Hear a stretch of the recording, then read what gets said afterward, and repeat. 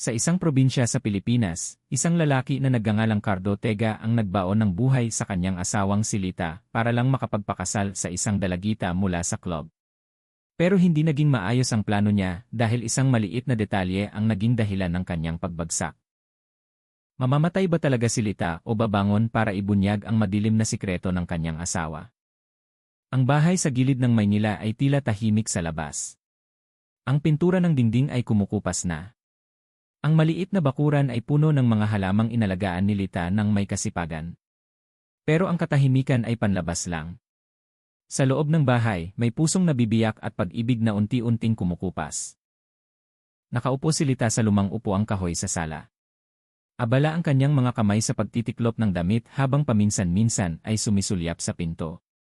Naghihintay siya sa pag-uwi ng kanyang asawang si Cardo. Lampas 10:00 na ng gabi ang orasan. Ang kaba ay bumabagabag sa kanyang dibdib, pero pilit pa rin siyang nag-isip ng positibo. Alam niya na madalas umuwi ng gabi ang kanyang asawa nitong huli dahil sa trabaho, anya. Gayunpaman, may bahagi ng kanyang sarili na nakaramdam na may nagbago. Si Cardo, isang lalaking nasa edad 40, ay hindi na tulad ng dati. Dati, siya ay mainit, puno ng tawanan, at masipag maglaan ng oras sa kanyang asawa. Ngayon, madalas ay malamig ang kanyang mukha, blangko ang tingin, at maikli ang kanyang mga salita. Kung magtatanong si Lita, maikli lang ang sagot niya. Para bang ang bahay na yon ay hindi na isang komportableng lugar para sa kanya. Nang tumunog ang gate, agad bumangon si Lita. Mabilis ang tibok ng kanyang puso. Pumasok si Cardo nang nagmamadali. May amoy ng kakaibang pabango sa kanyang damit na nagpatigil sandali kay Lita. Kakauwi mo lang, Cardo, bati ni Lita ng may pinakamahinang tono. Tumango lang si Cardo ng maikli, inilagay ang susi ng motor sa mesa, tapos umupo habang tinatanggal ang sapatos. Mukha siyang pagod o marahil ay ayaw lang makipag-usap. Naipaghanda na kita ng hapunan. Hindi ka pa kumakain, di ba? Subok ni Lita ulit. Umaasa sa isang maliit na pag-uusap. Kumain na ako sa labas, sagot ni Cardo ng maikli. Dahil sa sagot na yon, natigilan si Lita. Yumuko siya upang itago ang kanyang pagkadismaya. Naipaghanda na niya ang sinigang na gulay at pritong isda na paborito ni Cardo. Ang kanyang pag-asa ay simple, makakain ng sabay at makapag-usap sandali. Pero ang nakuha niya ay ang likod lang ng kanyang asawa na naglakad patungo sa silid, sinara ang pinto ng malakas. Tinitigan ni Lita ang hapagkainan na puno ng pagkain. Dahan-dahang tumulo ang kanyang mga luha. Pakiramdam niya ay estranghero siya sa sarili niyang bahay. Pero nagpigil pa rin siya. Sa loob ng kanyang puso, sinabi niya na baka pagod lang si Cardo, baka kailangan lang niya ng oras. Pilit pa rin niyang intindihin kahit nasasaktan ang kanyang puso. Kinabukasan ng umaga, halos walang pinagkaiba ang sitwasyon. Nag-almusal si Cardo nang nagmamadali, mabilis na humigop ng mainit na kape nang hindi tinitingnan ang kanyang asawa. Pilit na binuksan ni Lita ang pag-uusap. Cardo, madalas ka na ngayong umuwi ng gabi. May maitutulong ba ako? Kung mabigat ang trabaho mo, huwag mong suluhin. Tiningnan siya ni Cardo ng saglit tapos bumuntong hininga ng malalim. Huwag mo nang isipin ang trabaho ko. Ayusin mo lang ang bahay. Huwag kang masyadong magtanong. Ang tono ng boses ni Cardo ay matalim na tumagos sa puso ni Lita. Natigilan ang babae, pilit na pinipigilan ang sakit. Tumango lang siya ng bahagya. Kahit sa loob ay may malaking tanong, totoo ba na tungkol lang sa trabaho ang lahat ng ito? O may itinatago si Cardo? Ang mga sumunod na araw ay pare-pareho. Mas madalang nang nasa bahay si Cardo. Kung umuwi, sandali lang siya, tapos alis ulit na may dahilan na pulong o apurahang lakad. Si Lita, na nalulungkot, ay nagsimulang maramdaman na ang kanyang buhay ay parang anino. Inaasikaso pa rin niya ang bahay, naghahanda ng pagkain, naglalaban ng damit na parang normal ang lahat. Ngunit sa likod ng lahat ng rutinang iyon, pakiramdam niya ay hindi na siya tinitingnan, hindi na minamahal. Isang gabi nang bumalik si Cardo paglampas ng hating gabi, naglakas loob si Lita na magtanong. Tumayo siya sa harap ng pinto ng silid, tinitingnan ang kanyang asawa na nagtatanggal ng jacket. Cardo, ano ba talagang nangyayari sa atin? Bakit ka nagbago? Ang tanong na iyon ay nagpatigil sandali kay Cardo. Tiningnan niya si Lita nang may mukhang mahirap basahin. May kislap ng galit na hinaluan ng pagkakonsensya sa kanyang mga mata. Ngunit agad niyang inilihis ang tingin. Sige na, pagod na ako. Huwag ka ng tanong ng tanong. Kailangan ko lang ng katahimikan, malamig niyang sabi, tapos humiga sa kama nang hindi pinansin ang kanyang asawa na nakatayo pa rin na may luhang mata. Nang gabing iyon, umiyak si Lita ng tahimik. Pakiramdam niya ay mas lalo siyang lumayo sa kanyang asawa, na parang isang bangin na hindi na kayang tulayain. Sa kabilang banda, sa loob ng puso ni Cardo mismo ay may ibang alon. Naiinip na nga siya sa kanyang kasal. Ang simpleng buhay kasama si Lita ay tila walang lasa para sa kanya. Gusto niya ng mas nakakatuwang bagay, isang bagay na magpaparamdam sa kanya na bata muli. Nagsimulang mapuno ang kanyang isip ng mga alaala ng buhay sa gabi na puno ng kumikinang na ilaw at mga bagong mukha. Hindi napansin ni Cardo. Ang hakbang na ginagawa niya ay unti-unting humahatak sa kanya patungo sa bangin. Alam lang niya na sa bawat pag-alis niya sa bahay, nararamdaman niya ang kalayaan.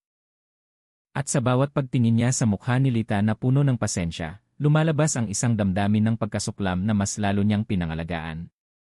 Ang bahay na iyon ay nanatiling matatag sa labas ng Maynila, ngunit ang pundasyon ng kanilang pag-ibig ay bumagsak na. Ang maliliit na lamat na hinayaan ay lumalaki at nagiging bangin. At si Cardo, nang hindi niya namamalayan, ay handa ng humakbang sa pinakamadilim na bahagi ng kanyang buhay. Dumating ang ambon sa kalsada ng Maynila ng gabing iyon. Ang mga ilaw ng lungsod ay sumasalamin sa basang aspalto, nagdaragdag ng madilim na pakiramdam, ngunit kasabay nito ay nang-akit. Nakaupo si Cardo sa kanyang motorsiklo, huminto sa harap ng isang kapansin-pansing gusali. Isang nightclub na may neon sign na kulay lila at asul na kumikislap na parang nang imbitang pumasok ang sinuman. Matagal niyang tinitigan ang sign, mas mabilis ang tibok ng kanyang puso. Hindi dahil sa takot, kundi dahil sa isang pagnanasa na mahirap niyang kontrolin. Sa loob ng ilang linggo, pakiramdam niya ay nasusuka siya sa bahay, nasusuka sa katahimikan kasama si Lita na tanging tunog lang ng plato at kutsara ang naririnig. Nang gabing iyon, nagpasya siyang humanap ng takas at ang nightclub na iyon ang sagot. Pagpasok pa lang niya, bumungad sa kanyang tenga ang tunog ng musika.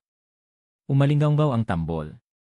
Sumasayaw ang mga spotlight sa ere na puno ng usok ng sigarilyo. Ang amoy ng pabango na hinaluan ng alkohol ay tumagos sa kanyang ilong. Nakaramdam ng kaunting pagkabigla si Cardo, ngunit mabilis niyang itinago ito sa isang may kumpiyansang lakad. Sinubukan niyang maging natural na parang sanay na siya sa ganoong lugar. Sa bar, ilang kabataang babae ang nakaupo na may kapansin-pansing damit. Malakas silang nagtatawanan, humihigop ng inumin habang paminsan-minsan ay sumusulyap sa mga bisita.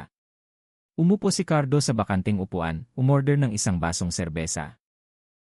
Mabilis siyang humigop, pilit pinapakalma ang kaguluhan sa kanyang sarili, hanggang sa napako ang kanyang tingin sa isang dalagita sa gitna ng dance floor. Ang kanyang mahaba at kulot na itim na buhok, ang kanyang damit ay kumikinang sa sinag ng neon light. Ang kanyang galaw ay malambot na puno ng kumpiyansa. Bawat hakbang niya ay nakakaakit ng pansin ng mga tao sa paligid. Ang kanyang pangalan, Mayumi, ang nagpatigil kay Cardo. May kakaiba kay Mayumi. Hindi lang ang kanyang kagandahan, kundi ang aura ng kalayaan na nanggagaling sa kanya. Isang bagay na hindi niya nakita kay Lita, ang kanyang asawa, na masyadong simple, masyadong diretsyo. Sa loob ni Cardo, nakaramdam siya ng ligaw na pagnanasa. Gusto niyang magkaroon ng dalagita na iyon na parang si Mayumi ang simbolo ng kalayaan na kanyang minimiti. Napansin ni Mayumi ang titig. Nang may manipis na ngiti, lumapit siya sa bar. Umupo siya sa upuan na hindi kalayuan kay Cardo, sumandal ng santay. Mukhang bago ka pa lang dito. Ang boses ni Mayumi ay magaan, puno ng pang-aakit. Nagulat ng kaunti si Cardo, pero pilit siyang ngumiti. Halata ba? Humigot si Mayumi ng inumin bago sumagot. Lahat ng bagong dating ay kadalasang nakatingin sa dance floor na parang tuliro. Kaya madaling hulaan. Bahagyang tumawa si Cardo, pilit na maging kalmado. Siguro kailangan ko ng bagong kapaligiran. Pagod na sa rutina. Tiningnan siya ni Mayumi ng malalim na parang binabasa ang kanyang isip. Lahat ng pumupunta rito ay may sari-sariling dahilan. May tumataka sa problema, may naghahanap lang ng libangan. Saan ka kabilang? Ang tanong na iyon ay nagpatigil sandali kay Cardo. Hindi niya maaaring maging tapat, hindi niya maaaring sabihin na naiinip siya sa kanyang asawa. Kaya, pinili niya ang isang ligtas na sagot. Siguro gusto ko lang makalimot sandali. Tumango si Mayumi na parang nakakaintindi. Lumapad ang ngiti niya. Kung gayon, ngayong gabi, isipin mo na lang na wala kang problema. Dito, malaya ang lahat na maging sinuman. Ang mga salitang iyon ay tumimo sa puso ni Cardo. Pakiramdam niya ay binuksan ni Mayumi ang pinto patungo sa isang bagong mundo. Isang mundo na walang obligasyon, walang mapanuring tingin, walang nakakapagod na katahimikan. Tanging mga neon light, malakas na musika, at ang ngiti ng isang dalagita. Nang gabing iyon, hindi lang naging bisita si Cardo. Naging isang lalaki siya na uhaw sa pagkilala. Bumili siya ng ilang basong inumin para kay Mayumi. Nakinig sa kanyang mga kwento tungkol sa makulay na buhay sa gabi, malambot na nagsasalita si Mayumi, minsan nagbibiro, minsan seryoso. At sa bawat tawa niya, nararamdaman ni Cardo na kumukulo ang kanyang dibdib. Mabilis lumipas ang oras. Ang orasan ay nagpakita na lampas na ng hating gabi. Kailangan nang umuwi ni Cardo pero ayaw niyang umalis sa lugar na yon. Magkikita ulit tayo. Naglakas loob si Cardo na magtanong. Halos nanginginig ang kanyang boses. Bahagyang umiti si Mayumi. Kung babalik ka, baka nandito ako. Ang club na ito ay parang pangalawang tahanan ko na. Tumango si Cardo. Kahit sa loob ay nangako na siyang babalik, umalis siya sa club na may ibang lakad. Mula sa pagpasok, may bagong apoy sa kanya. Isang apoy na sumunog sa natitirang katapatan kay Lita. Pauwi, patuloy na sumasayaw ang mukha ni Mayumi sa kanyang isipan. Ang kanyang ngiti, ang kanyang tawa, at ang paraan ng kanyang pagsasalita ay nagparamdam kay Cardo na bata muli. Hindi na niya iniisip ang tahimik na bahay o silita na tapat na naghihintay sa kanya. Isa lang ang nasa isip niya, paano siya makakalapit kay Mayumi. At mula ng gabing iyon, hindi na naging pareho ang buhay ni Cardo. Ang nagka-crack na bahay ay lalong humina dahil ang kanyang puso ay nagsimulang lumipat.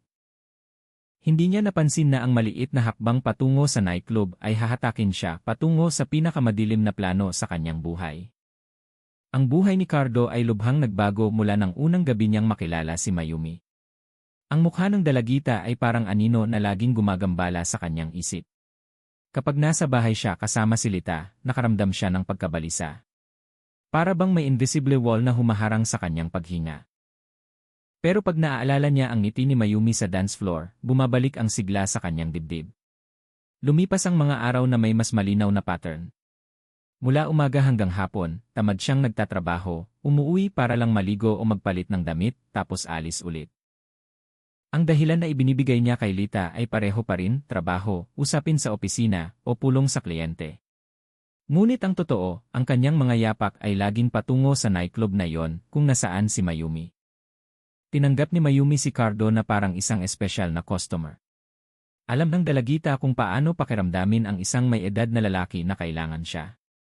Matamis ang ngiti niya, malambot ang kanyang mga salita, at paminsan-minsan ay hinahawakan niya ang kamay ni Cardo habang nagkukwento. Para kay Cardo, sapat na yon para tuluyang sunugin ang kanyang katapatan kay Lita. Pakiramdam niya ay pinahahalagahan siya, pakiramdam niya ay bata ulit siya. Kahit na marahil ay laro lang ang lahat ng iyon. Habang tumatagal, ang obsesyon ay naging paniniwala.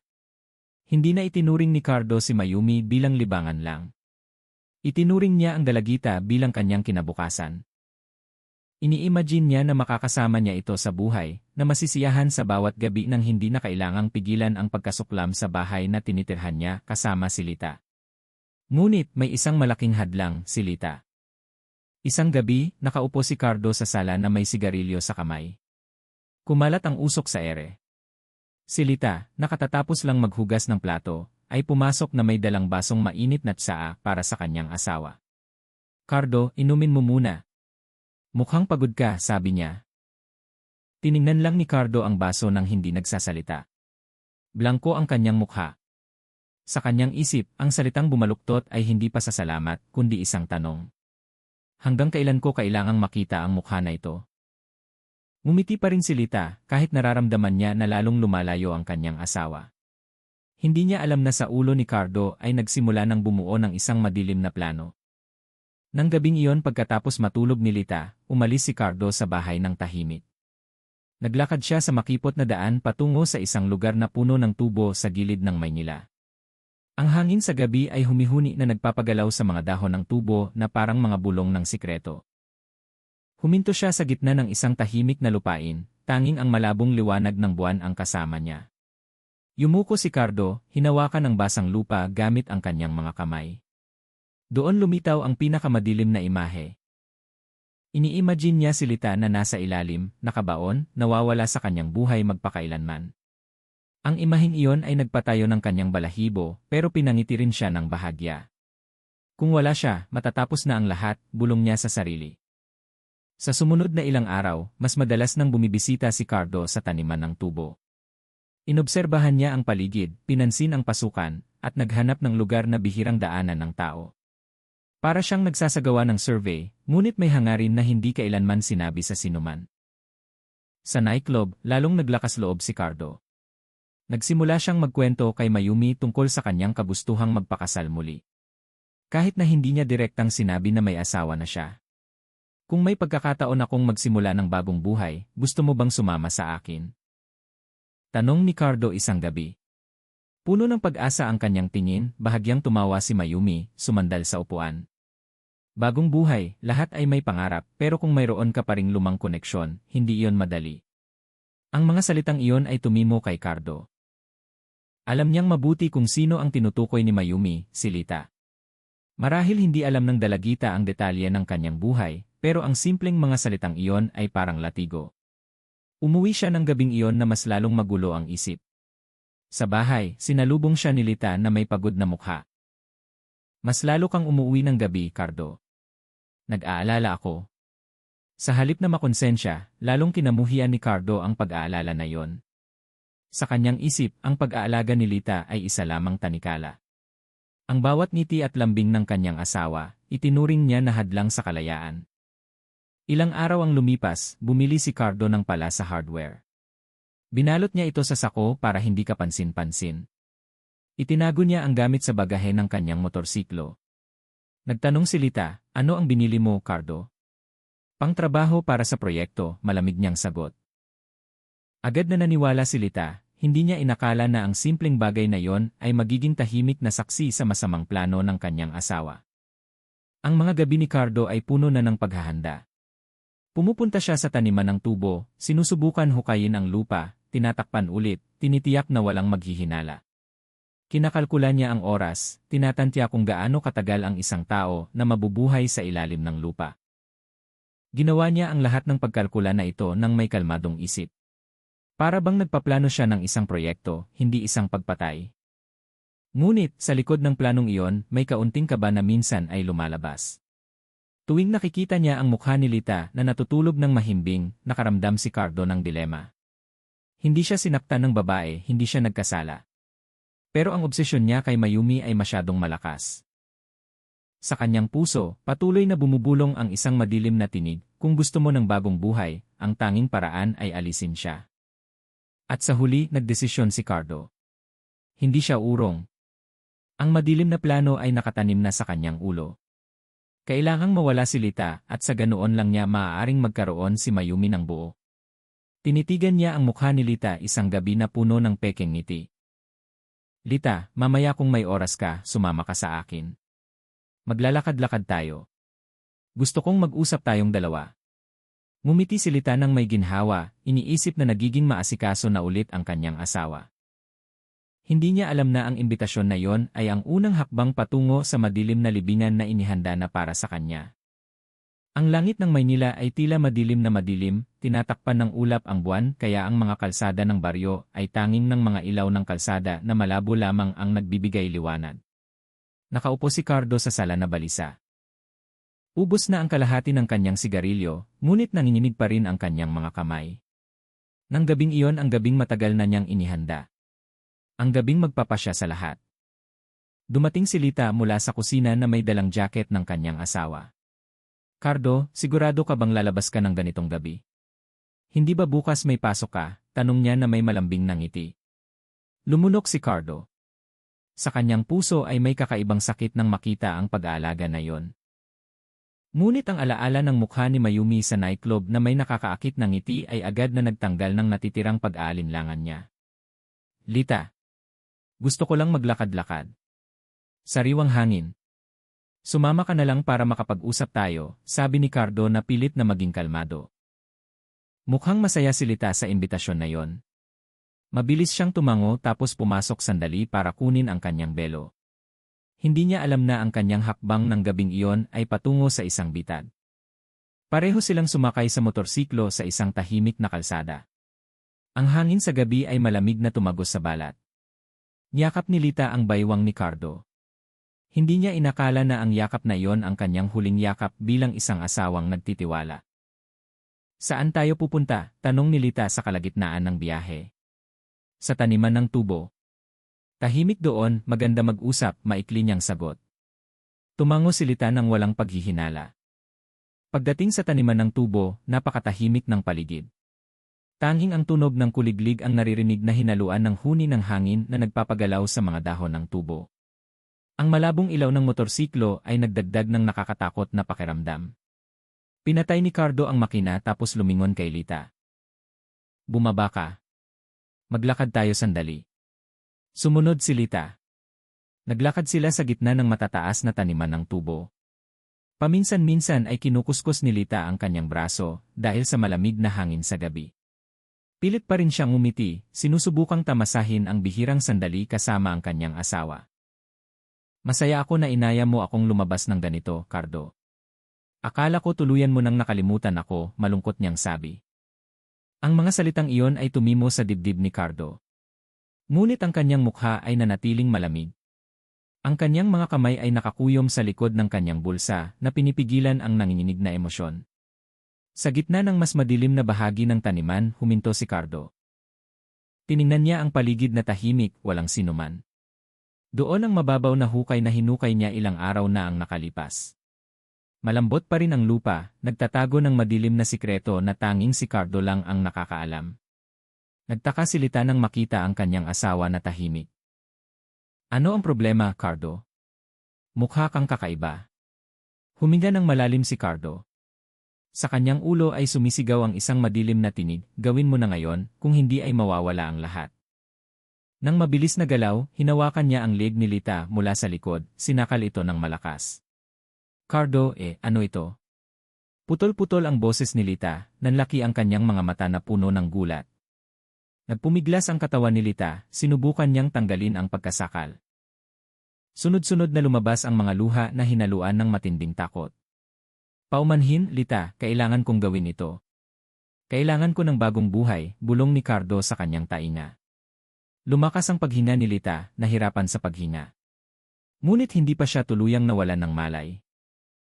Kinalagkad ni Cardo ang mahinang katawan ng kanyang asawa patungo sa hukay.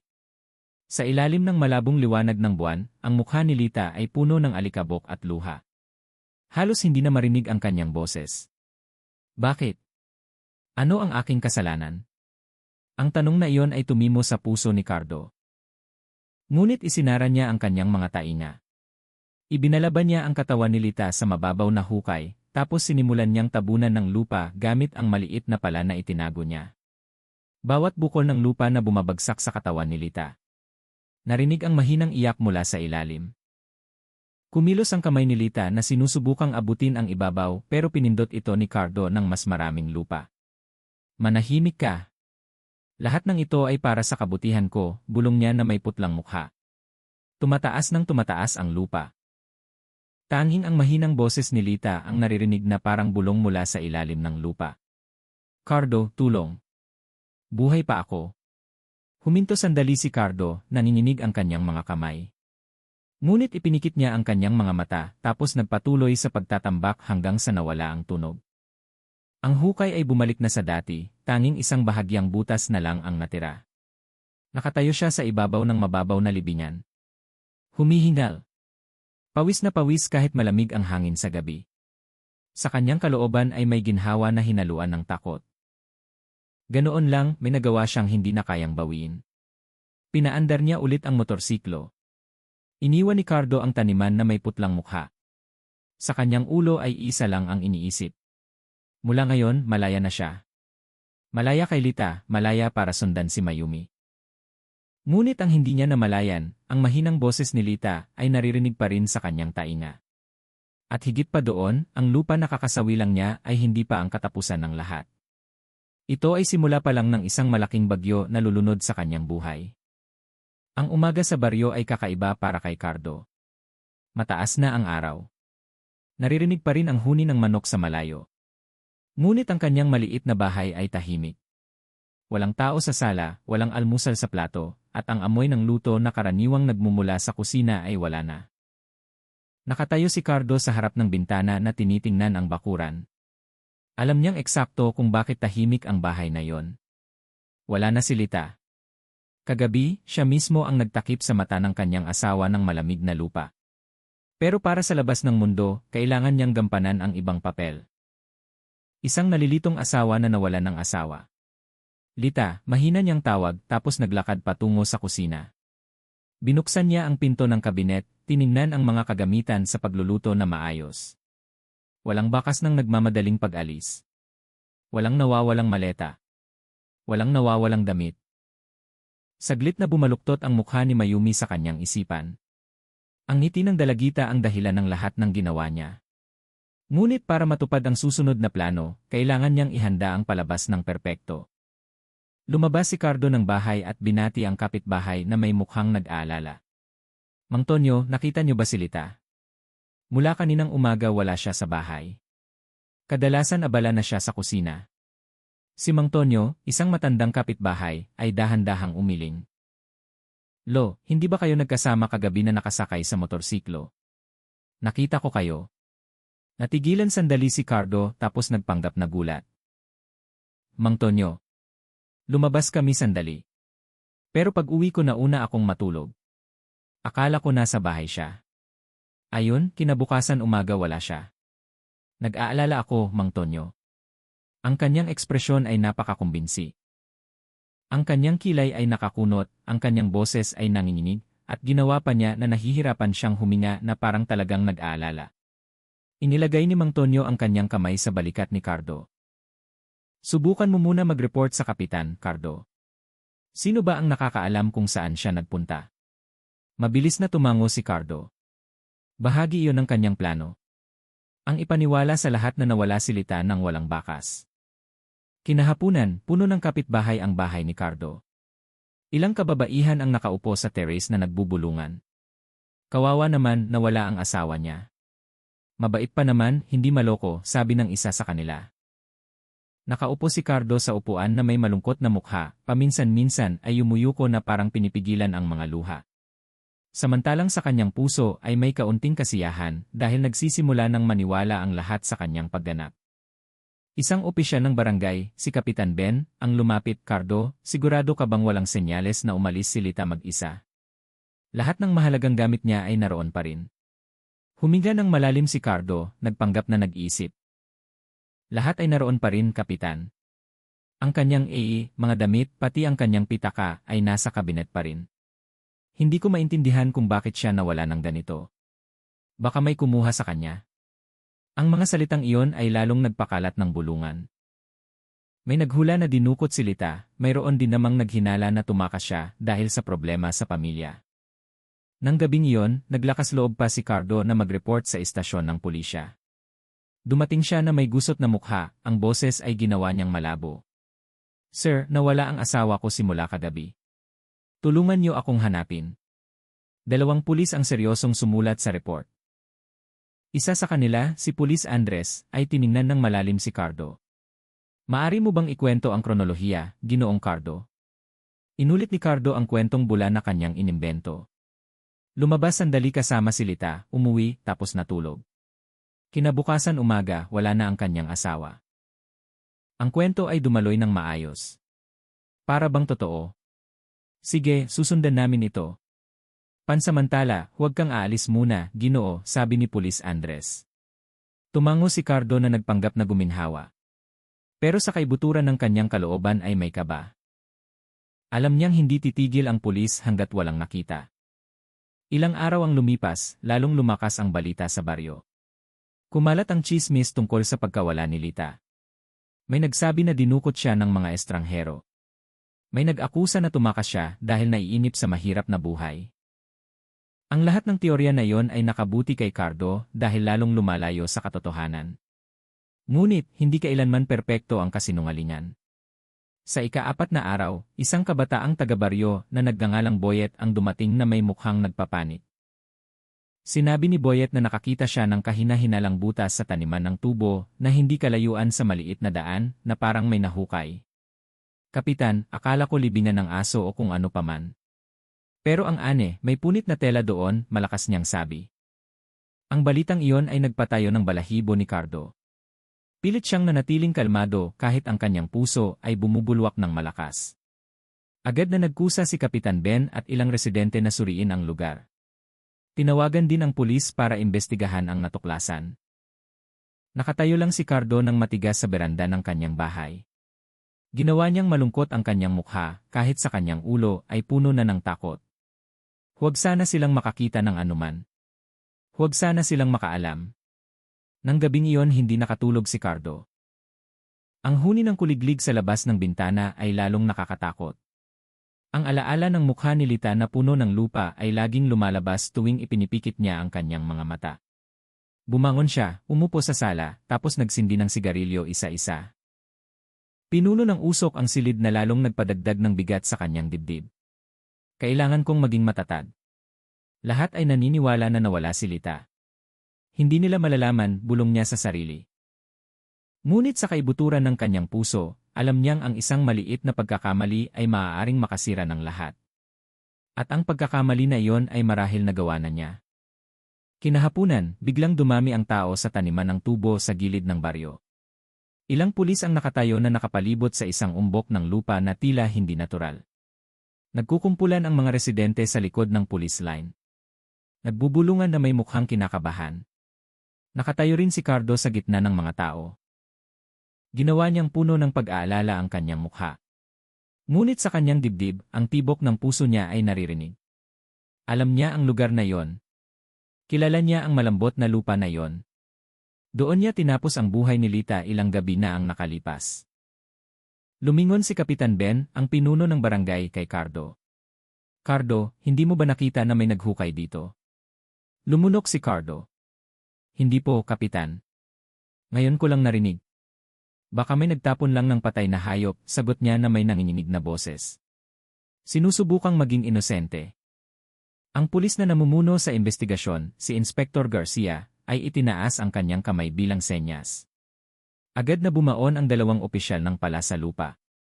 Bawat sipa ay naglabas ng mabigat na tunog at unti-unti nang nahukay ang malambot na lupa. Pinigil ng mga residente ang kanilang hininga, naghihintay kung ano ang lalabas mula sa loob. Hindi nagtagal bago sumigaw ang isa sa mga pulis, "Sir, may punit na tela dito." Agad na narinig ang pagkabigla mula sa mga tao. Ilang kababaihan ang nagtakip ng kanilang bibig gamit ang kanilang mga kamay. Mayroon ding umatras dahil sa takot. Tumayo ng matigas si Cardo, putlang-putla ang kanyang mukha. Sa kanyang puso ay bumubulong siya, "Patay ako." Malalaman nila na nandito si Lita. Ngunit, lumipas ang mga sandali, ang resulta ng paghuhukay ay nagpagulat sa lahat. May punit na tela nga na hinaluan ng basang lupa. Mayroon ding bakas ng mahabang buhok na nakakabit sa bukol ng lupa. Ngunit ang katawan ni Lita ay wala. Ang libingan ay walang laman. Nagkatinginan ang mga pulis na may naguguluhan na ekspresyon. Isa sa kanila ang mahinang nagsalita. Parang may inilibing pero hindi hanggang sa maiwan ang bangkay. Lalong lumakas ang bulungan ng mga residente. Diyos ko po! Baka si Lita ay inilibing ng buhay tapos lumabas mag-isa. Sabi ng isang ginang na may nanginginig na boses. Pakiramdam ni Cardo ay huminto ang pagdaloy ng kanyang dugo. Ang mga salitang iyon ay tumimo sa kanyang tainga na parang kidlat sa tanghali na nagpalingon sa kanyang mukha. Nagpanggap na nalilito. Ngunit ang kanyang mga mata ay nanginginig sa takot. Pagkatapos ay sinara ng pulis ang lugar gamit ang yellow line. Dumating ang mga lokal na mamamahayag na nakarinig ng balita, kumukuha ng mga larawan, at kinapanayam ang mga residente. Biglang nagulantang ang baryo at ang pangalan ni Lita ay naging usap-usapan sa buong lungsod. Sa istasyon ng pulisya, nagsagawa ng maikling pulong si Inspector Garcia. May indikasyon ng kriminal na gawain. Malinaw na sinadyang gawin ang libingan na yon. May tela, may senyales na inilibing ang isang tao, pero walang bangkay. Kailangan nating imbestigahan pa ng mas malalim. Sumagot si Pulis Andres. Posible bang nakalabas mag-isa ang biktima? Kung totoo yon, bakit hindi siya umuwi? Ang tanong na yon ay nakabitin sa ere na nagpatigil sa lahat ng opisyal. Nang gabing iyon, mag-isa si Cardo na nakaupo sa sala. Halos ubos na ang sigarilyo sa kanyang kamay. Ang abo ay nakakalat sa sahig. Magulo ang kanyang isip, malamig na pawis ang bumabasa sa kanyang noo. Kahit malamig ang hangin sa gabi. Impossible. Naisara ko ng mahigpit. Natitiyak ko na hindi siya makakakawala. Hindi, imposible, Lita, bulong niya na may nanginginig na boses. Ngunit ang mahinang tinig na yon ay muling bumalik sa kanyang ulo. Ang pagdaing ni Lita mula sa loob ng lupa, ang mga sigaw ng paghingi ng tulong na kanyang binaliwala. Ngayon, ang tinig na yon ay lalong nagiging totoo. Para bang buhay pa si Lita at napakalapit. Sinampal ni Cardo ang kanyang mukha, pilit na itinataboy ang halusinasyon. Pero habang lalo niyang pilit, lalong nagiging malinaw ang imahe na yon. Pakiramdam pa niya ay may amoy ng basang lupa sa loob ng bahay. Kahit sarado ng mahigpit ang lahat ng pinto. Kinabukasan, dumating ang pulis sa kanyang bahay. Marahan na kumatok sa pinto si Pulis Andres, tapos pumasok kasama ang dalawa pang opisyal. Ginoong Cardo, kailangan pa naming magtanong ng ilang bagay. Sige po. Lumulok si Cardo tapos pilit nang umiti. Sige po. Nalilito din po ako, sir. Basta na lang nawala si Lita. Tinitigan ni Andres ng matalim ang mukha ni Cardo. Kagabi, nakakuha kami ng karagdagang impormasyon. May isang basura na nagsabing narinig daw niya ang mahinang tinig sa taniman ng tubo ilang araw na ang nakalipas. Sabi niya, parang may humihingi ng tulong mula sa loob ng lupa. Noon, akala niya ay halusinasyon lang. Pero pagkatapos matagpuan ang libingan na yon, mahalaga ang kanyang testimonya. Duguan ang katawan ni Cardo. Pilit siyang nanatiling kalmado kahit ang kanyang kamay ay nakahawak sa kanyang tuhod ng napakahigpit na halos lumubog ang kanyang mga kuko sa balat. Sigurado ka bang wala kang alam? Tanong ni Andres nang mas matigas ang tono. Mabilis na umiling si Cardo. Ako ay walang alam, sir. Nag-aalala din ako. Hindi pa umuwi si Lita. Tulungan niyo akong hanapin siya. Tiningnan lang siya ni Andres nang walang ekspresyon. Sumulat siya ng kung ano sa kanyang maliit na notebook tapos tumayo. Sige, kung may maalala ka, agad mo kaming ipaalam. Patuloy naming imbestigahan. Nang umalis ang pulis, ibinagsak ni Cardo ang kanyang katawan sa upuan. Humihingal siya, ang kanyang mga mata ay ligaw na nakatingin sa pinto. Lalong ginambala siya ng alaala ni Lita na halos mawalan siya ng katinuan. Nang gabing iyon, narinig ang katok sa pinto ng bahay. Nagulantang si Cardo. Dahan-dahan siyang naglakad patungo sa pinto, binuksan ng bahagya na may putlang mukha. Ngunit sa labas, walang tao. Tanging ang hangin sa gabi ang humihuni na nagdadala ng tunog ng paggalaw ng mga dahon. Sinara ni Cardo ang pinto nang nanginginig ang kamay. Pero bago pa siya makabalik sa upuan, narinig ang mahinang boses mula sa bakuran. Boses ng isang babae na malabo, parang nag-ingay pero malinaw. Cardo. Buhay pa ako. Nahulog si Cardo. Nanlaki ang kanyang mga mata sa takot. Sa unang pagkakataon mula ng madilim na gabing iyon, talagang nakaramdam siya ng takot, mas matindi ang takot kaysa noong inilibing niya ang kanyang asawa. Kinahapunan, biglang dumami ang tao sa taniman ng tubo sa gilid ng baryo. Ilang pulis ang nakatayo na nakapalibot sa isang umbok ng lupa na tila hindi natural. Nagkukumpulan ang mga residente sa likod ng police line, nagbubulungan na may mukhang kinakabahan. Nakatayo rin si Cardo sa gitna ng mga tao. Ginawa niyang puno ng pag-aalala ang kanyang mukha. Ngunit sa kanyang dibdib, ang tibok ng puso niya ay naririnig. Alam niya ang lugar na yon. Kilala niya ang malambot na lupa na yon. Doon niya tinapos ang buhay ni Lita ilang gabi na ang nakalipas. Lumingon si Kapitan Ben, ang pinuno ng barangay kay Cardo. Cardo, hindi mo ba nakita na may naghukay dito? Lumunok si Cardo. Hindi po, Kapitan. Ngayon ko lang narinig. Baka may nagtapon lang ng patay na hayop, sagot niya na may nanginginig na boses. Sinusubukang maging inosente.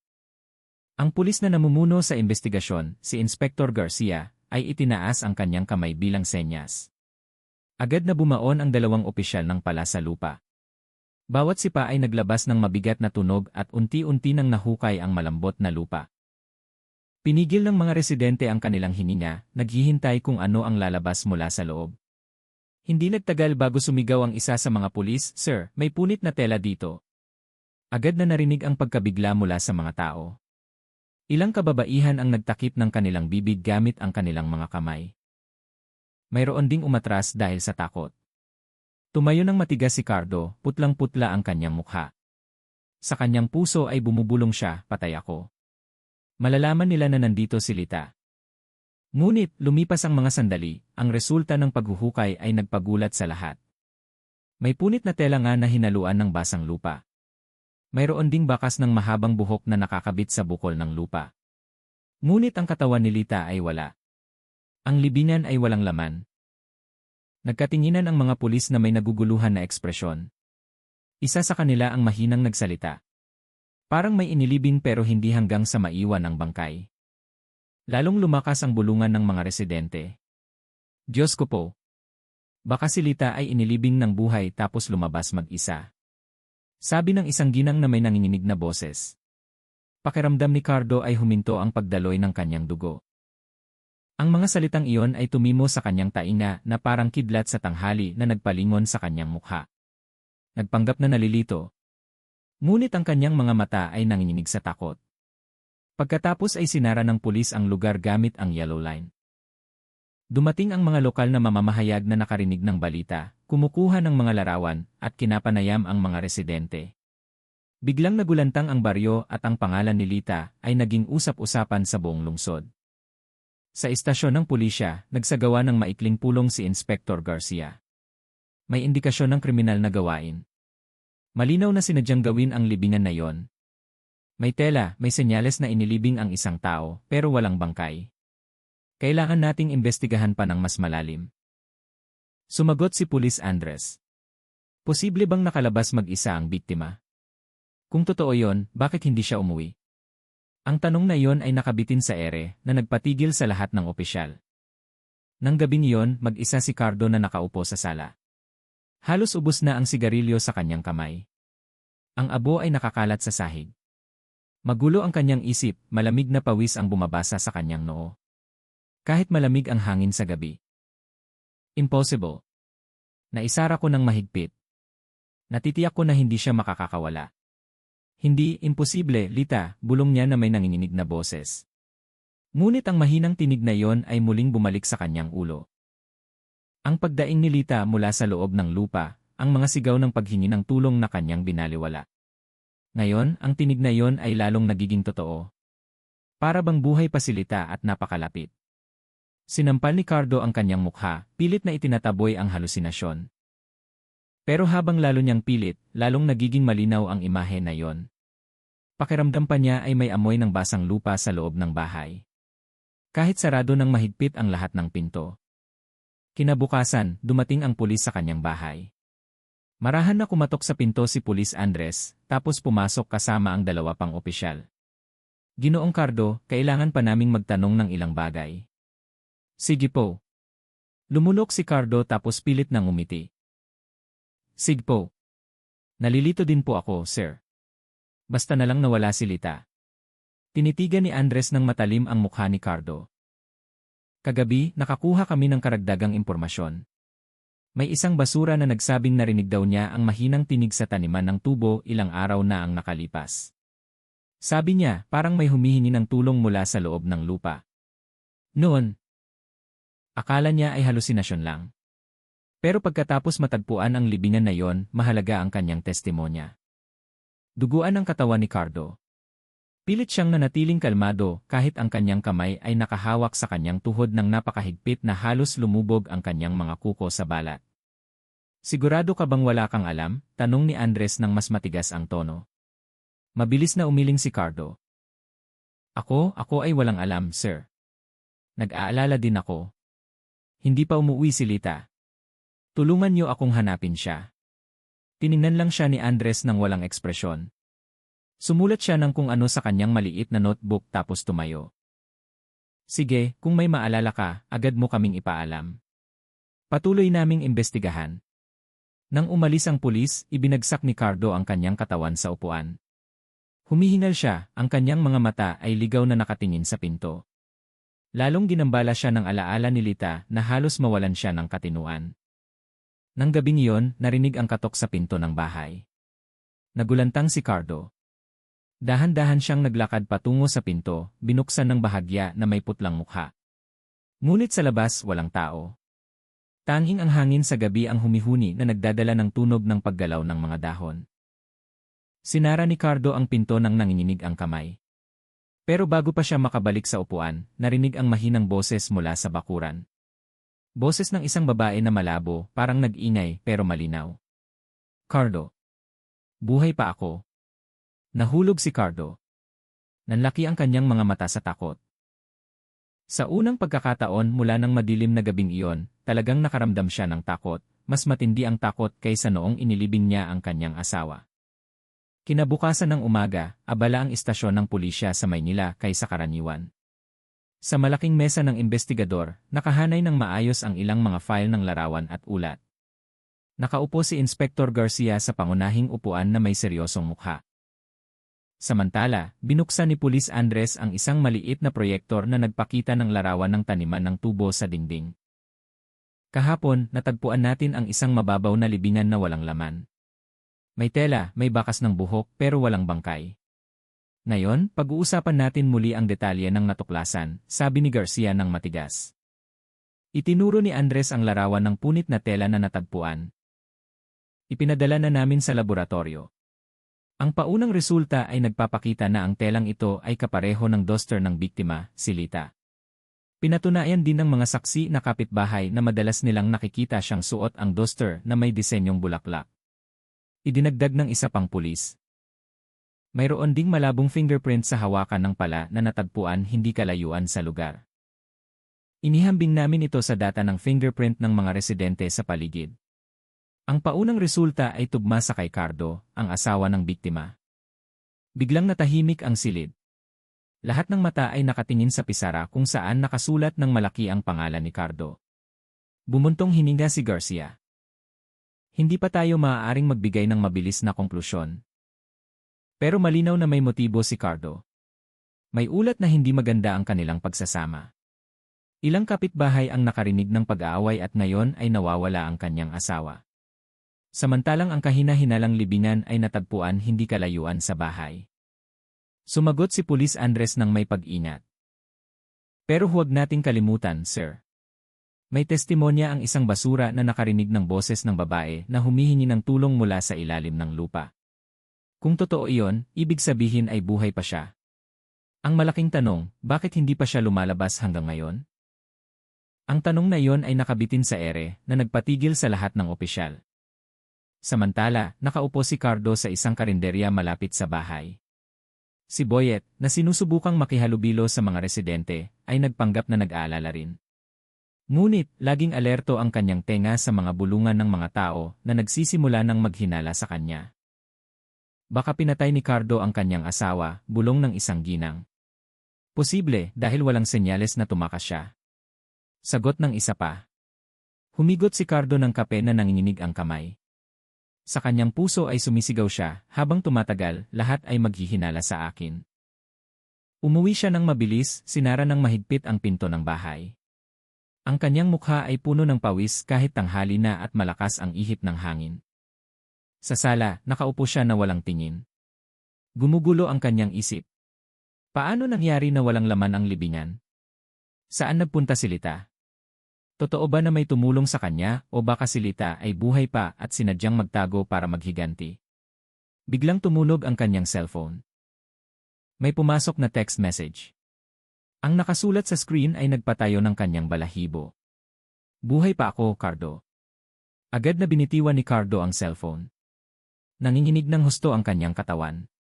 Dinampot niya ulit ang cellphone, pilit na sinisigurado kung sino ang nagpadala. Ngunit, hindi kilala ang numero. Dahil sa mensaheng iyon, halos sumabog ang kanyang puso. Impossible. Ito ay bitag, bulong niya habang pinupukpok ang mesa. Kinahapunan, dumating ulit ang pulis sa bahay ni Cardo. Sa pagkakataong ito, dala nila ang isang search warrant. Ginoong Cardo, pakisuyo ang kooperasyon. Gusto naming suriin ang bahay na ito para hanapin ang mga gamit na maaaring may kaugnayan sa pagkawala ni Lita, sabi ni Andres ng may formal na tono. Lumunok si Cardo. Sige po, sir. Gusto ko rin na malinaw na ang lahat. Sinuri ng mga opisyal ang bawat silid. Binuksan ang mga kabinet, sinuri ang kusina, pati ang ilalim ng kama ay hindi pinalampas. Sa sulok ng likod ng bodega, may nakita sila na nagpatigil sa lahat. Isang peres ng tsinelas ng babae na may tuyong lupa. Pag-aari ba ito ni Lita? Tanong ni Andres habang itinaas ang tsinelas. Nagulantang si Cardo. Naisip niya na nakalimutan niyang itago ang gamit na yon. Putlang-putla ang kanyang mukha pero mabilis siyang sumagot, lumang tsinelas po iyan, sir. Madalas ginagamit sa hardin. Siguro marumi dahil sa lupa. Tiningnan lang siya ni Andres nang walang komento. Inilagay niya ang tsinelas sa isang evidence bag. Nang gabing iyon, mas lalong hindi nakatulog si Cardo. Pakiramdam niya ay lahat ng mata ay nagbabantay sa kanya. Pati ang tunog ng hangin na dumadaan sa bintana ay tila bulong ni Lita na tumatawag sa kanyang pangalan. Tumayo siya sa harap ng salamin, tinitingnan ang kanyang sarili na lalong gusot. Kailangan kong maging kalmado. Kailangan kong maging matyaga. Wala silang matibay na ebidensya. Walang bangkay, ibig sabihin walang pagpatay, sabi niya sa sarili. Ngunit hindi mapigilan ang kanyang isip sa mensahe kanina. Sino ang nagpadala? Totoo ba, Lita? Bakit hindi siya lumalabas? Kung hindi, sino ang sadyang naglalaro sa kanya? Sa labas ng bahay, malakas na tumahol ang aso ng kapitbahay patungo sa bakuran ni Cardo. Dahil sa tunog na yon, tumayo ang kanyang mga balahibo. Mabilis niyang isinara ang lahat ng pinto tapos binuksan ang telebisyon ng malakas upang takpan ang mga kakaibang tunog na gumagambala sa kanya. Ngunit sa kanyang puso, alam ni Cardo na ang mga bakas na iniwan niya ay isa-isang sinusundan ng pulis at unti-unting hinahatak ang lubid sa kanyang leg. Sa istasyon ng pulisya, tinapos ni Garcia ang pulong ng gabing iyon na may mukhang puno ng determinasyon. Mayroon tayong paunang ebidensya, fingerprint, tsinelas na puno ng lupa, at testimonya ng mga residente. Hindi pa natin alam kung nasaan si Lita, pero isang bagay ang sigurado, lahat ng bakas ay tumuturo kay Cardo. Simula bukas, bantayan ang kanyang kilos. Huwag natin siyang pahayaang makatakas. At sa parehong oras, malayo mula doon, isang babaeng may mahinang katawan ang lihim na inaalagaan sa isang simpleng bahay ng isang basura. Ang kanyang mga mata ay malabo pa rin, ang kanyang boses ay parang inuubo, ngunit ang kanyang mga labi ay nanginginig sa pagbigkas ng isang pangalan, Cardo.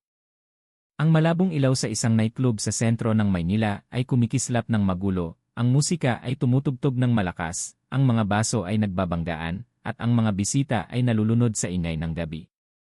Ngunit sa sulok ng silid, tensyonado ang kapaligiran. Sa likod ng bar, nagkunwari sina Inspector Garcia at Pulis Andres na mga bisita. Hinihintay nila ang isang taong magiging susi ng kanilang plano. Lumabas si Mayumi, ang babae, na nakasuot ng matingkad na pulang damit. Eleganteng naglalakad, ngunit matalas ang kanyang tingin.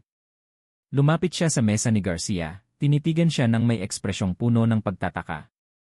So, totoo na kayo ay pulis? Mahina niyang bulong, tumango si Garcia. At kailangan namin ang tulong mo. Hindi lang ito basta kaso ng pamilya. Sinubukan ni Cardo na ilibing ng buhay ang kanyang asawa. Nakaligtas si Lita, pero ngayon ay nasa panganib pa rin ang kanyang buhay. Ikaw lang ang makakapagpamalingat kay Cardo. Humaba ang hininga ni Mayumi tapos humigop ng inumin. Naging seryoso ang kanyang mukha. Alam kong baliw si Cardo sa akin, pero hindi ko inakala na kayang-kaya niyang maging ganoon kalupit. Totoong malapit ako sa kanya, pero mas kailangan ko ng pera. Kung sasama ako sa plano ninyo, ano ang garantiya na ligtas ako? Agad na sumagot si Andres. Poprotektahan ka namin. Kung kinakailangan, ilalagay ka namin sa Witness Protection Program. Pero may isang kondisyon, kailangan mong paniwalain si Cardo na gusto mo talaga siyang pakasalan. Natigilan sandali si Mayumi tapos matigas na tumango. Sige, kung ito ang makakapagpahamak sa kanya, sumasang-ayon ako. Kinabukasan ng gabi, nakaupo si Cardo sa kanyang lumang kotse. Naghihintay kay Mayumi na lumabas mula sa club, magulo ang kanyang puso. Ang kakaibang mensahe na natanggap niya 2 araw na ang nakalipas ay gumagambala pa rin sa kanya, ngunit ang pagnanais niyang tumakas kasama si Mayumi ay mas malaki. Pagpasok ni Mayumi sa kotse, agad niyang hinawakan ang kamay ni Cardo. Ang mainit na ngiti niya ay nagpakalma kay Cardo ng kaunti.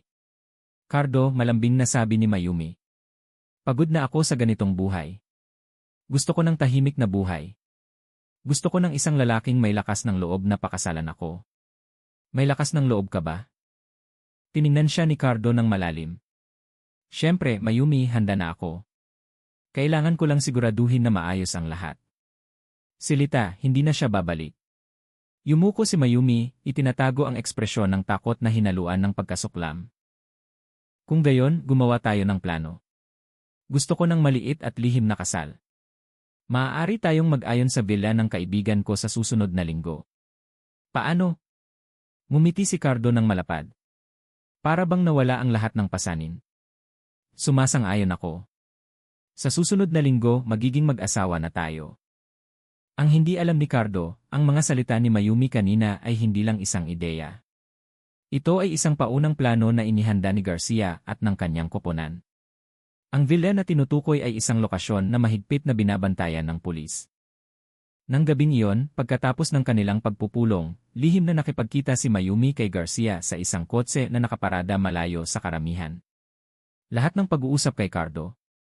Sumasang-ayon siya, sir.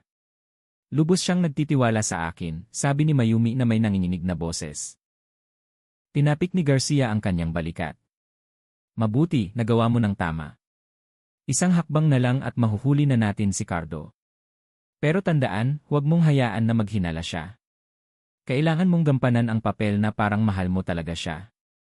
Tumango si Mayumi ng dahan-dahan. Kahit hindi mapakali ang kanyang puso, alam niyang kailangan niyang tapusin ito. Sa kabilang banda, bumalik si Cardo sa kanyang bahay ng gabing iyon na may halong emosyon. Nakaupo siya mag-isa sa sala. Ang malabong ilaw ay nagbibigay liwanag sa kanyang pagod na mukha. Sa kanyang kamay ay hawak niya ang isang murang singsing na lihim niyang binili. Malapit nang matapos ang lahat. Malaya na ako. Magiging masaya ako, bulong niya habang tinitingnan ang singsing. Ngunit biglang narinig ang katok sa pinto. Nagulantang si Cardo. Mabilis ang tibok ng kanyang puso. Dahan-dahan siyang naglakad patungo sa pinto, binuksan ng bahagya pero walang tao. Tanging ang hangin sa gabi ang pumapasok. Sinara niya ang pinto ng kinakabahan tapos dinampot ang kanyang cellphone. May isang bagong mensahe na pumasok. Sa pagkakataong ito ay mas nakakatakot kaysa dati. Hintayin mo ako sa kasalan, Cardo. Putlang-putla si Cardo. Nanginginig ng husto ang kanyang mga kamay. Hindi sigurado kung mensahe yon mula kay Lita. Impossible. Patay ka na, sigaw niya habang ibinabagsak ang kanyang cellphone sa sahig. Ngunit gaano man niya pilit na tanggihan. Ang takot na yon ay lalong tumitindi. Ilang araw ang lumipas, mas madalas nang nakikipagkita si Cardo kay Mayumi para pag-usapan ang kanilang lihim na kasal. Sa bawat pagpupulong, lihim na nagbibigay ng maliit na senyales si Mayumi sa mga pulis na laging nagbabantay mula sa malayo. Lahat ay nagaganap ayon sa plano. Ngunit, sa likod ng tensyon, si Lita na inaalagaan pa rin sa ospital ay nagsimulang bumalik ang lakas. Alam niya na isang malaking plano ang inihahanda at sa kanyang puso, nangako na siya mismo ang haharap kay Cardo pagdating ng panahon. Sa pagtatapos ng linggo, limitado ang mga imbitasyon na ipinadala ni Cardo sa ilan niyang kaibigan. Hindi niya alam, bawat hakbang niya ay nasa ilalim na ng pagbabantay. Ang villa na inakala niyang isang sagradong lugar para magsimula ng bagong buhay ay naging huling entablado na magpapabagsak sa kanya. At doon nagsimulang maghanda ang kapalaran ng isang malaking sorpresa. Kinabukasan ng umaga, maliwanag ang langit sa Maynila. Ang daan patungo sa isang villa sa labas ng lungsod ay puno ng matataas na puno. Ang villa ay nakatayo ng maringal, puti ang dingding na may malawak na bakuran. Tila angkop para sa isang maliit na pagdiriwang. Maaga dumating si Cardo na nakasuot ng simpleng kasuotan ngunit maayos. Sa kanyang kamay ay dala niya ang isang maliit na kahon na naglalaman ng singsing na binili niya ilang araw na ang nakalipas. Ilang sandali na lang, si Mayumi ay magiging akin na, bulong niya habang tinitingnan ang malaking salamin sa sala ng villa. Pilit siyang umiti ngunit tense pa rin ang kanyang mukha. Gumagambala pa rin sa kanya ang alaala ni Lita. Ang mga misteryosong mensahe na patuloy na dumarating ay nagpapagduda sa kanya kung totoo bang makakalaya siya. Ngunit ang kanyang bulag na pag-ibig kay Mayumi ay tinakpan ang lahat ng takot na yon. Samantala, sa ibang silid, nakaupo si Mayumi sa harap ng vanity table. Simple ang kanyang buhok. Ang puting damit na kanyang suot ay sumasalamin sa liwanag ng umaga. Ngunit sa likod ng kanyang magandang mukha, nanginginig ng husto ang kanyang puso. Tiningnan niya ang salamin tapos bumulong sa kanyang sarili. Mayumi, hindi lang ito basta party, ito ay bitad. Kailangan mong maging matatag. Sa labas ng villa, nakahanda na sina Inspector Garcia at Pulis Andres kasama ang ilang miyembro ng pulisya. Nagkunwari sila bilang mga trabahador ng villa, sound technician, at maging photographer. Lahat ay inayos ng maayos. Ang komunikasyon sa pamamagitan ng maliit na aparato sa tainga ay nagtiyak ng perpektong koordinasyon. Nagbigay ng maikling instruksyon si Garcia. Tandaan, hindi tayo maaaring kumilos ng padalos-dalos. Maghintay hanggang sa tamang oras. Kailangan natin ng malinaw na pag-amin mula kay Cardo sa harap ni Mayumi. Bandang 1:00 ng umaga, nagsimulang dumating ang ilang imbitadong bisita na binubuo ng mga malalapit na kaibigan ni Cardo. Wala silang alam sa malaking operasyon na ito. Akala lang nila gusto ni Cardo na magpakasal ng lihim dahil nahihiya siya sa kanyang pamilya. Nagsimulang umalingaw-ngaw ang mahinang musika. Maayos na nakahanay ang mga upuan sa bakuran ng villa, at isang maliit na mesa na may palamuting puting bulaklak ang naging simpleng altar. Nakatayo si Cardo sa harap, naghihintay na may mukhang puno ng pag-asa. Hindi nagtagal, dahan-dahang naglakad si Mayumi patungo sa altar. Kumikinang ang kanyang damit, elegante ang kanyang lakad, na parang totoo ang lahat. Tinignan siya ni Cardo ng may pagmamahal, nilimot ang lahat ng kaguluhan na kanyang ginawa. Mayumi, bulong ni Cardo nang dumating ang dalagita sa kanyang tabi. Sa wakas, ito na ang oras. Bahagyang umiti si Mayumi. Sumulyap siya sa isang photographer na ang totoo ay isang pulis. Iyon ang senyales na maayos ang plano. Nagsimula ang simpleng seremonya. Isang kaibigan ni Cardo na nagsilbing saksi ang tumayo sa harap nila. Ngunit bago magsimula ang proseso, mahinang sinabi ni Mayumi, Cardo, bago tayo magsimula, gusto kong maging tapat ka sa akin. Kailangan kong marinig mula sa iyong bibig mismo. Paano ka nakakatiyak na hindi na babalik si Lita para gambalain ang buhay natin? Natigilan si Cardo. Nagdilim ang tingin niya. Lumingon siya sa mga bisita, tapos yumuko palapit sa tainga ni Mayumi. Mahina ang kanyang boses, pero sapat na marinig ng maliit na mikropono na nakatago malapit sa altar. Inilibing ko na siya sa aking mga kamay, Mayumi. Hindi na siya babalik. Para sa iyo, ginawa ko ang lahat ng iyon. Ang mga salitang iyon ay parang bala. Agad na nagbigay ng code si Garcia na nakarinig nito sa pamamagitan ng komunikasyon, malinaw ang record. Hintayin ang ligtas na sandali. Napigilan ni Mayumi ang kanyang hininga, nagpanggap ng umiti kahit nanginginig ang kanyang katawan. Tiningnan niya ng malalim si Cardo, tapos mahinang sinabi, kung gayon, talagang baliw ka, Cardo. Akala mo ba ang pag-ibig ay isinilang mula sa dugo at libingan? Nagulantang si Cardo. Naging malamig ang ekspresyon ni Mayumi. Biglang narinig ang malakas na tunog.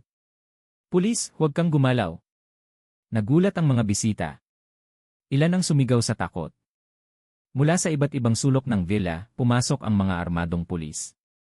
Natigilan si Cardo, putlang-putla ang kanyang mukha. Narealize niya na hindi ito isang kasalan, kundi isang entablado ng bitad. Ano ito? Sigaw ni Cardo na ligaw ang mga mata na naghahanap ng paliwanag. Lumingon siya kay Mayumi na ngayon ay nakatayo ng matuwid na may matapang na tingin. Mali ang napili mo, Cardo, malamig na sabi ni Mayumi. Hindi ako ang iyong katuwang sa buhay.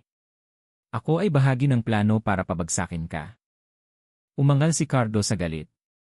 Sinubukan niyang tumakbo ngunit agad siyang pinigilan ng 2 pulis sa lupa. Mabilis na nakaposas ang kanyang mga kamay. Binalikwas ang kanyang mukha sa marmol na sahig ng villa. Palayain niyo ako. Patay na si Lita. Hindi na siya babalik, sigaw niya na parang nawala ng bait. Ngunit sa sandaling iyon, isang ibang boses ang lumabas mula sa pinto ng villa. Isang boses na nagpatigil sa lahat. Totoo ba, Cardo? Sigurado ka bang patay na ako? Lahat ng mata ay lumingon. Doon nakatayo si Lita, putlang-putla pa rin ngunit puno ng lakas. Nakasuot siya ng simpleng damit pang ospital. Sugatan ang kanyang mukha, ngunit ang kanyang tingin ay matalas na tumagos sa puso. Naging matigas si Cardo, nakabuka ang kanyang bibig, nanlaki ang kanyang mga mata. Hindi makapagsalita. Hindi, impossible ito. Halos hindi marinig ang kanyang boses. Humakbang si Lita pasulong. Ang bawat hakbang niya ay puno ng bagong tapang na isinilang mula sa pagdurusa. Buhay pa ako, Cardo. At mula ngayon, hindi mo na ako masasaktan. Natahimik ang silid ng ilang segundo. Nakahiga pa rin si Cardo sa sahig na nakaposas ang mga kamay. Inayos ng pulis ang sitwasyon habang ang mga bisita ay nakangangalang, hindi makapaniwala sa drama na kakatapos lang sa harap nila. Lumapit si Garcia, marahan na tinapik ang balikat ni Lita. Napakagaling ng ginawa mo. Ngayon, hayaan na natin ang batas ang magsalita. Tumulo ang mga luha ni Lita, ngunit hindi na dahil sa takot kundi dahil sa ginhawa.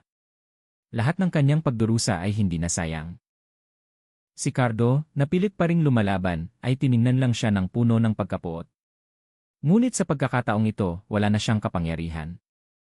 Ang villa na noong una ay pangarap na lugar para sa isang lihim na kasal ay ngayon ay naging entablado ng tuluyang pagbagsak ni Cardo. Kinabukasan, ang korte sa Maynila ay puno ng mga mamamahayag at residente na gustong masaksihan ang unang pagdinig sa kaso ni Cardo. Ang balita tungkol sa isang asawa na naglakas loob na ilibing ng buhay ang kanyang asawa para lang makapagpakasal sa isang dalagita mula sa nightclub ay kumalat na ng malawakan. Isinulat ng media ang mga sensational na headline na naging usap-usapan ang kaso sa buong lungsod. Nakaupo si Lita sa upuan ng saksi na may matatag na mukha kahit lumuluha ang kanyang mga mata. Sa tabi niya, nagbigay ng moral na suporta si Inspector Garcia. Samantala, nakaupo sa likod si Pulis Andres na nagbabantay sa loob ng korte. Binuksan ang pinto ng korte. Inakay ng dalawang opisyal si Cardo na nakaposas ang mga kamay. Gusot ang kanyang mukha, magulo ang kanyang buhok, at puno ng pagkapuot ang kanyang tingin. Pagkakita kay Lita, umungol siya ng malakas. Matigas ka talaga, Lita. Pati impyerno ayaw kang tanggapin. Agad na pinukpok ng hukom na nakaupo sa mataas na upuan ng gavel. Akusado, ingatan mo ang iyong pananalita. Ang pagdinig na ito ay opisyal nang nagsisimula.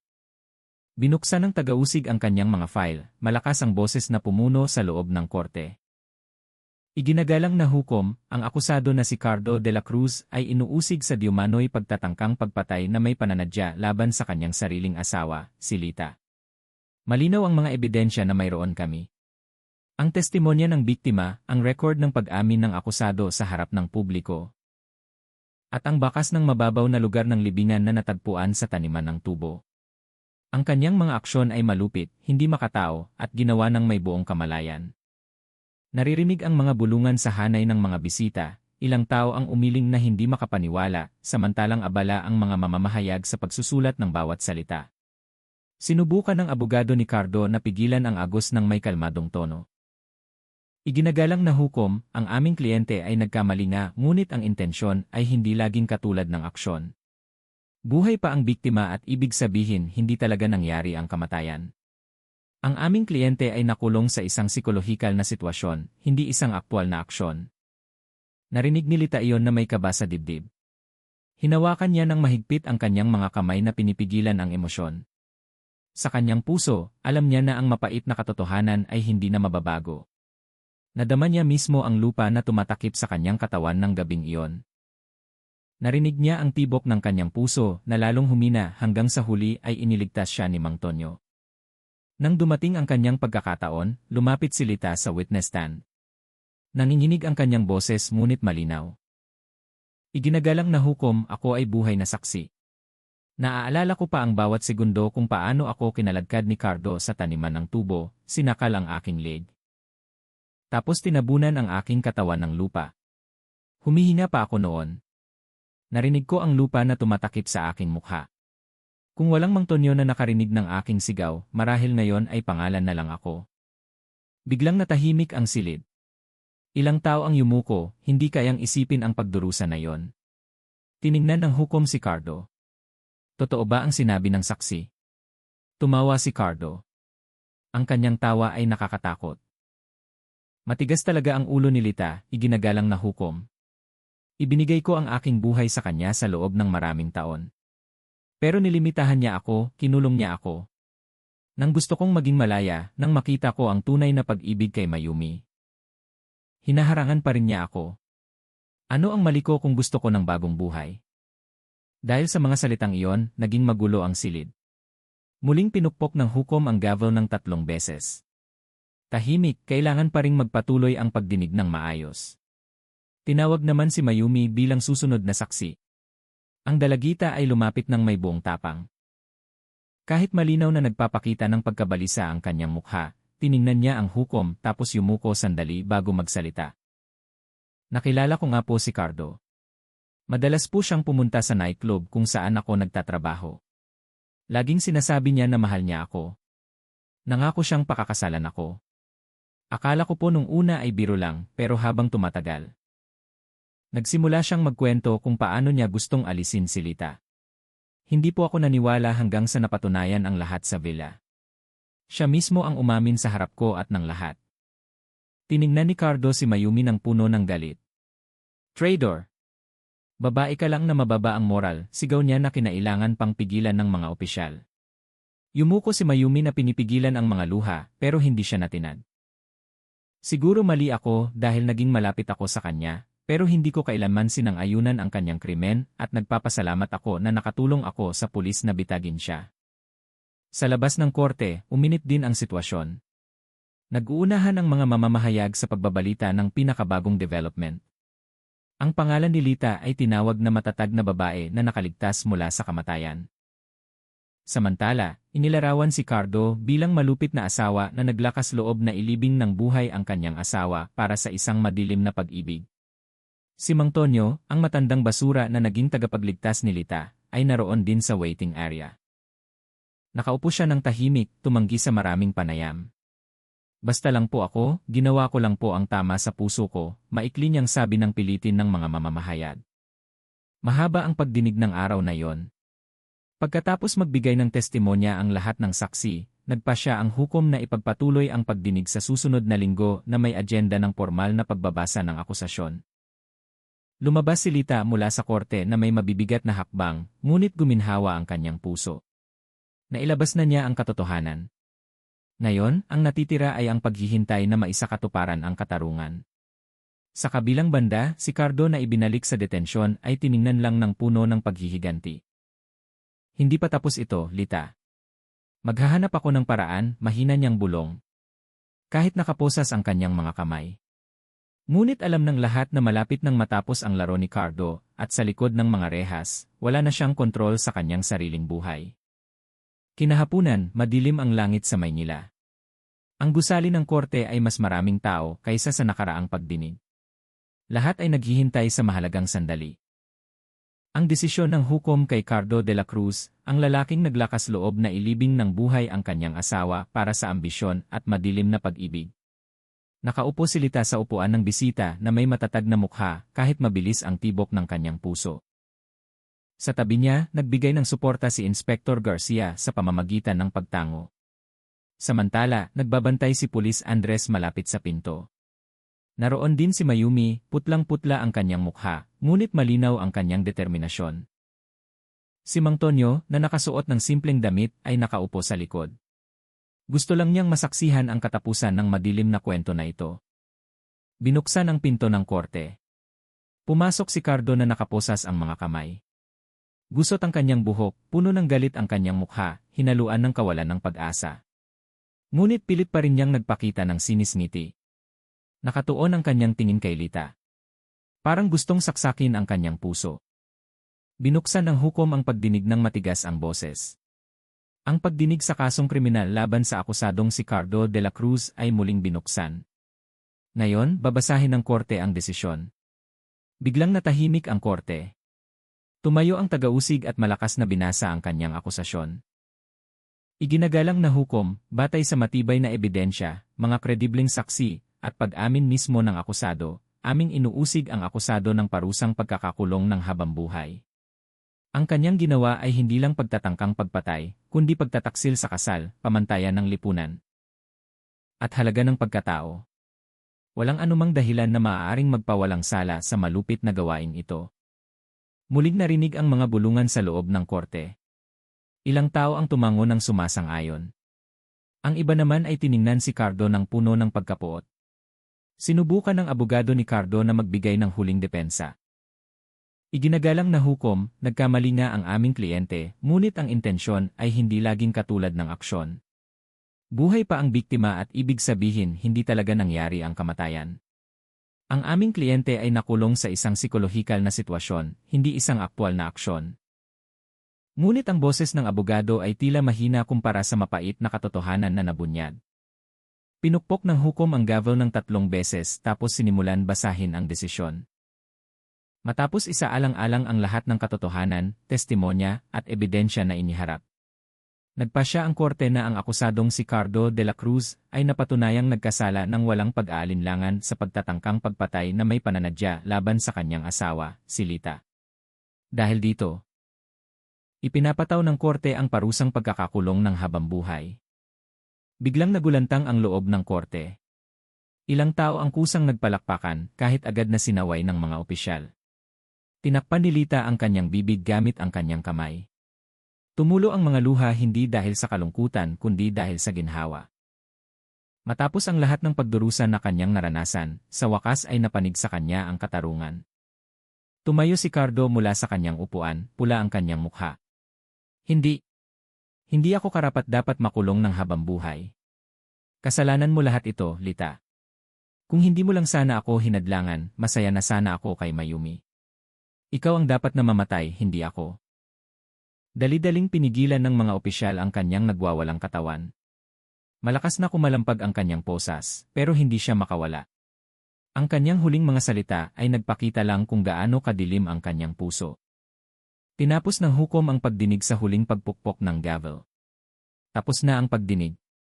Sa labas ng korte, tila mas magaan ang hangin. Nakatayo si Lita sa hagdan ng gusali na tinitingnan ang madilim na langit na ngayon ay nagsisimula ng lumiwanag ng kaunti. Huminga siya ng malalim. Para bang unti-unting nawala ang lahat ng pasanin na nakasabit sa kanyang balikat sa loob ng mahabang panahon. Lumapit si Mayumi sa kanya na may nag-aalinlangan na hakbang. Lita, talagang humihingi ako ng paumanhin. Kung sana lang ay lumayo ako kay Cardo noon pa man, marahil hindi nangyari ang lahat ng ito. Tiningnan ni Lita si Mayumi ng malalim. May sakit, may galit. Pero pinili niyang bumuntong hininga at sinabi, mahinahon, biktima ka rin ng panlilinlang ni Cardo sa ating lahat. Huwag mong hayaan na masira ang buhay mo dahil sa kanya. Matuto ka mula rito. Yumuko si Mayumi, lumuluha. Ang mga salitang iyon ay parang sampal at kasabay nito ay pagpapatawad. Lumapit si Mang Tonyo na may simpleng ngiti. Masaya ako na sa wakas ay malaya ka na mula sa madilim na anino na yon, ining. Hinawakan ni Lita ng mahigpit ang kamay ng matanda. Kung hindi dahil sa inyo, Bapa, marahil wala na ako sa mundo na ito. Laging akong magpapasalamat. Umiling lang si Mang Tonyo. Basta lang po ako, sumunod lang ako sa aking puso. Ang Diyos ang nag-ayos ng lahat. Dahan-dahang lumakad si Lita palabas ng korte na inakay ni na Inspector Garcia at Pulis Andres. Hinahabol pa rin siya ng mga mamamahayag, kumikislap ang mga ilaw ng kamera. Pero sa pagkakataong ito, hindi na pakiramdam ni Lita na siya ay biktima. Siya ay isang survivor, isang babaeng matagumpay na nakalabas mula sa impyerno ng kanyang kasal. Sa kanyang puso, nangako siyang magtatayo ng bagong buhay, hindi na bilang isang asawang inaapi, kundi bilang isang matatag na babae na may karapatan sa kaligayahan. Samantala, sa likod ng mga rehas, sumisigaw si Cardo sa kawalan. Isinara na ng labas ng mundo ang pinto para sa kanya. Ang kanyang buhay ngayon ay gugugulin sa bilangguan, kasama ang anino ng kasalanan na hindi niya kailanman mabubura. Nang araw na iyon ay naging katapusan ng isang madilim na kwento at simula ng isang bagong kabanata.